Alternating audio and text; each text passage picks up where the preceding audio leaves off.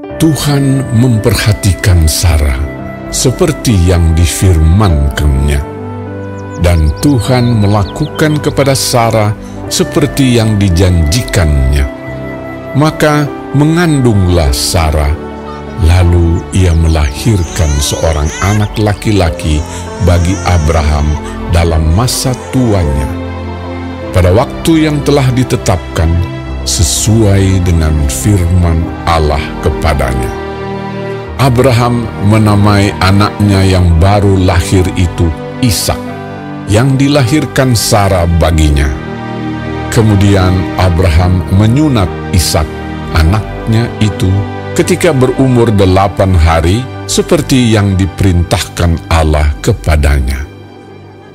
Adapun Abraham berumur 100 tahun ketika Ishak anaknya lahir baginya. Berkatalah Sarah, Allah telah membuat aku tertawa. Setiap orang yang mendengarnya akan tertawa karena aku. Lagi katanya, siapakah tadinya yang dapat mengatakan kepada Abraham, Sarah menyusui anak? Namun aku telah melahirkan seorang anak laki-laki baginya pada masa tuanya.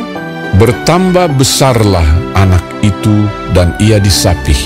Lalu Abraham mengadakan perjamuan besar pada hari Ishak disapih itu. Pada waktu itu Sarah melihat bahwa anak yang dilahirkan Hagar, perempuan Mesir itu bagi Abraham, sedang main dengan Ishak anaknya sendiri. Berkatalah Sarah kepada Abraham, usirlah hamba perempuan itu beserta anaknya, sebab anak hamba ini tidak akan menjadi ahli waris bersama-sama dengan anakku Ishak. Hal ini sangat menyebalkan Abraham oleh karena anaknya itu. Tetapi Allah berfirman kepada Abraham, janganlah sebal hatimu karena hal anak dan budakmu itu. Dalam segala yang dikatakan Sarah kepadamu, haruslah engkau mendengarkannya. Sebab yang akan disebut keturunanmu ialah yang berasal dari Ishak. Tetapi keturunan dari hambamu itu juga akan kubuat menjadi suatu bangsa, karena ia pun anakmu. Keesokan harinya, pagi-pagi Abraham mengambil roti serta sekirbat air dan memberikannya kepada Hagar. Ia meletakkan itu beserta anaknya di atas bahu Hagar. Kemudian disuruhnyalah perempuan itu pergi. Maka pergilah Hagar dan mengembara di padang gurun Beersheba. Ketika air yang dikirbat itu habis, dibuangnyalah anak itu ke bawah semak-semak, dan ia duduk agak jauh, kira-kira sepemanah jauhnya, sebab katanya, tidak tahan aku melihat anak itu mati. Sedang ia duduk di situ, menangislah ia dengan suara nyaring. Allah mendengar suara anak itu. Lalu malaikat Allah berseru dari langit kepada Hagar, katanya kepadanya, apakah yang kau susahkan, Hagar? Janganlah takut, sebab Allah telah mendengar suara anak itu dari tempat ia terbaring. Bangunlah, angkatlah anak itu, dan bimbinglah dia, sebab aku akan membuat dia menjadi bangsa yang besar. Lalu Allah membuka mata Hagar, sehingga ia melihat sebuah sumur.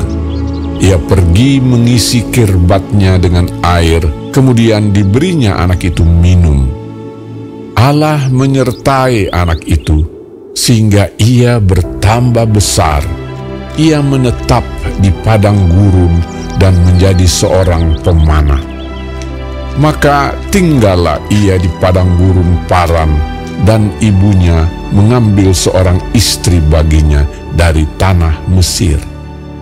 Pada waktu itu Abimelek beserta Pikol, panglima tentaranya, berkata kepada Abraham, Allah menyertai engkau dalam segala sesuatu yang engkau lakukan.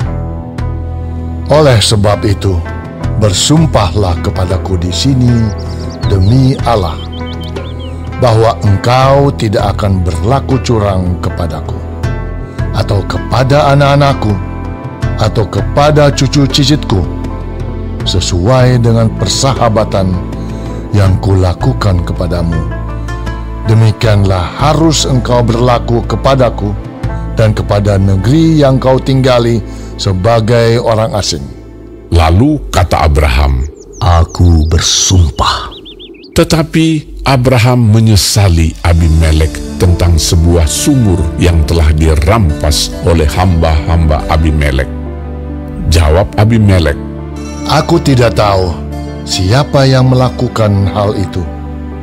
Lagi tidak kau beritahukan kepadaku, dan sampai hari ini belum pula ku dengar. Lalu Abraham mengambil domba dan lembu dan memberikan semuanya itu kepada Abimelek. Kemudian kedua orang itu mengadakan perjanjian. Tetapi Abraham memisahkan 7 anak domba betina dari domba-domba itu. Lalu kata Abimelek kepada Abraham, Untuk apakah ke-7 anak domba yang kau pisahkan ini? Jawabnya, Ke-7 anak domba ini harus kau terima dari tanganku untuk menjadi tanda bukti bagiku bahwa akulah yang menggali sumur ini.